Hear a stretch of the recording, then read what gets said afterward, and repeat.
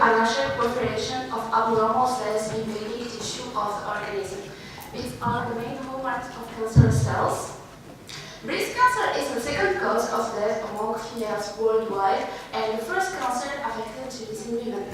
In fact, as you can see here, invasive breast cancer cells invade nearby tissue and are spread to different parts of the body through angiogenesis and dissemination. 10 to 20% of breast cancers are found to be triple negative. One of the receptors responsible of the aggressive phenotype is the c-MET receptor. Its overexpression correlates with poor prognosis and worse survival, and led to failure and resistance to chemotherapy. Based on AGF-c-MET axis importance, we aimed to discover new c-MET inhibitors from natural products, and that's why we focus on Ziziphus lotus. It's a Tunisian edible plant which is already known by its several and amazing therapeutic virtues, but nowadays no anti-tumor effect has been reported. How can we discover a drug from a plant? In fact, bioguided fractionation is the best key and solution ever. So, through this method, we reported for the first time the antipyretic effect of dried leaves of Ziziphus lotus on breast cancer cells. In fact, through several extraction and separation methods such as column chromatography, liquid chromatography, and NMR, we separated and we were able to identify and purify three most active compounds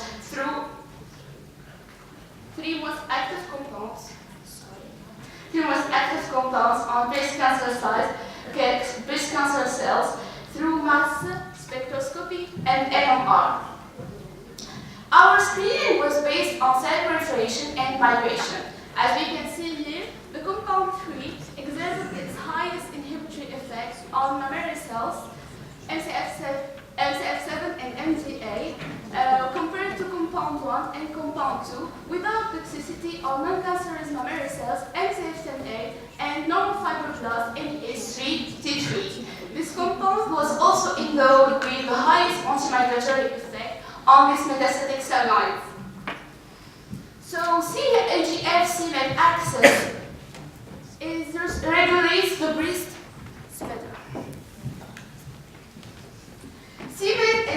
AGF-c-MET axis regulates the breast cancer progression.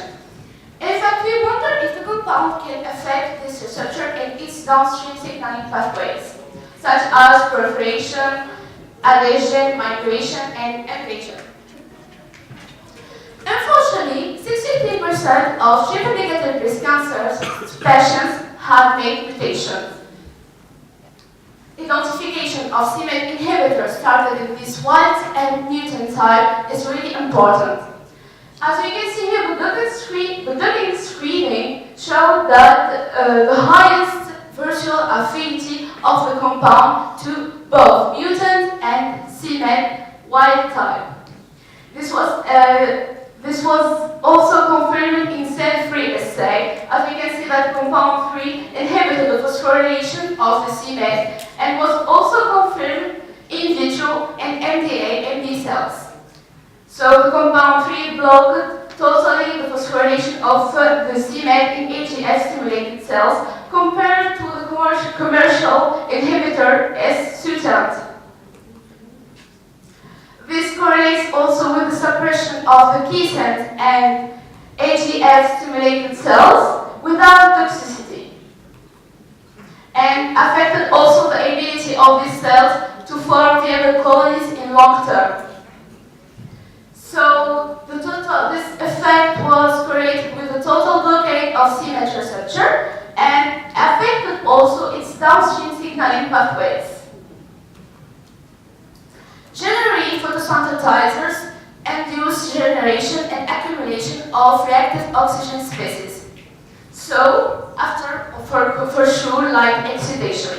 And characteristically, compound 3 without any light excitation induce accumulation of loss.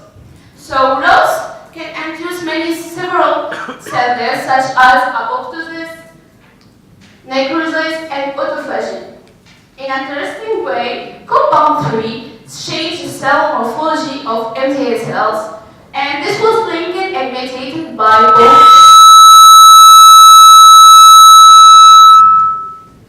both extrinsic and intrinsic pathways. Sorry for this voice. So, c-Met axis also promotes adhesion of the cells. As expected, AGF stimulated and promoted the adhesion of MTA cells to many extracellular matrices. And compound 3 was able to decrease the attachment of the cells to this extracellular matrix. And this effect wasn't exclusively linked to antigrades, as it also affected the polyadenosine. As you can see here, it inhibited the adhesion of the cells to polyadenosine. And impaired the function of many antigrades linked to the breast cancer progression, such as alpha-5, alpha-2 beta-1, beta-3, and alpha-v beta-3. And also reduced the expression of these antigrades, and this effect was also linked to the rejection of focal adhesion kinases such as FAG and SER. As we can see that the c-Met axis, there's a crosstalk between the c-Met axis and these antigrades. So acquisition of metastatic behavior is linked to transition epithelial to mesenchymal transition. So compound 3 amazingly reduces the expression of the epithelial mesenchymal marker V1C.